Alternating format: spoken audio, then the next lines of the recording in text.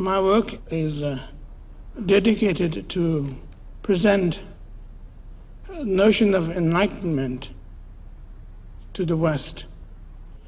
And so on behalf of this world,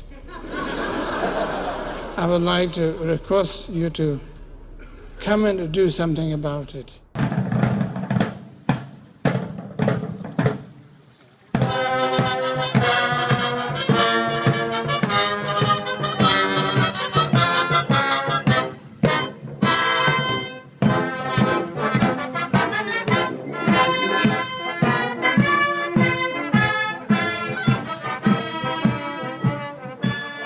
He talked about his love of England.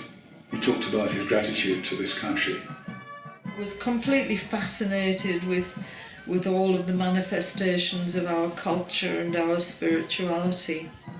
And England was his first port of call as this very, very young man. And this is where it began to unfold.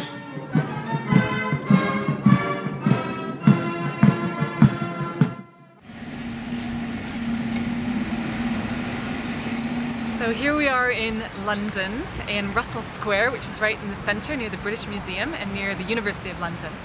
And that's where we're going to be holding a festival called Awake in the World, a festival of meditation, arts and social vision in September, 12th to the 15th September 2013. And the inspiration is really that this is 50 years since the arrival of a young Tibetan monk, Chogyam Trungpa Rinpoche, off a ship from India here in London. And he then went on to inspire many thousands of people with his vision, not only of how he could take the teachings of Buddhism into Western life, but also how we could create a more enlightened society. He wasn't living here in London, he lived in Oxford and was studying there in Oxford, but he came frequently to London and made connections with everyone who was interested in Buddhism in London. They'd never met a real live Tibetan Rinpoche before, most of them, so he became very celebrated quite quickly. And in the festival that we're doing to celebrate his 50 years in the West, we're going to be meeting some of the people and hearing from some of the people that were students of his in the 60s. It's not a story that is often told because many of the biographies start in 1970 when he went to America. So we really want to celebrate these early years in Britain and find out more about what he was like and what he was teaching in those days. I thought, what a strange man. Nothing was quite as you expect. You can't sort of pin him down. It was alarming being around him. It was scary, but it was also joyous. One of my friends said it was like meeting a dragon. He was like a mythical creature. Almost everyone agrees that he could manifest differently. I'd say a mixture of sadness and also humour. He has beautiful writing and something connected. I just thought, I'd really like to meet this person. I cooked for him roast lamb and rosemary, roast potatoes, Yorkshire pudding, French beans. He loved that. He asked for more, and I served him. Photographs of him, stories about him. Yeah, it's almost like, obviously I never met him, but it's almost like I get a real strong sense of who he was. You just looked at him and he had this, he seemed sometimes like a mountain, just a mountain, but he also had this amazing presence where somehow you just felt delighted to be around him. I feel as if my life began a second time when I encountered his work, which was cutting through spiritual materialism. Getting involved with Shambhala and the Shambhala teachings, I feel like that's changed my life quite considerably and has had a lot of impact on the way I understand the world, and I would say yes, he has had an impact on my life through those teachings. And it felt as if someone had wheeled up a cannon and blown a hole straight through me. I remember my beloved sister saying to me the following week, "How are you?" And I said to her, "I'm fine. In fact, I'm not here." And she got it. I remember when I first read Trungpa Rinpoche, it was like the first time in my life that I really felt somebody understood my mind. somebody who understood anybody's mind. They're not your average kind of spiritual books. I think there's something more to them that's quite special. What is extraordinary, and I think is paradoxical, is how he got inside the Western mind. He somehow had an ability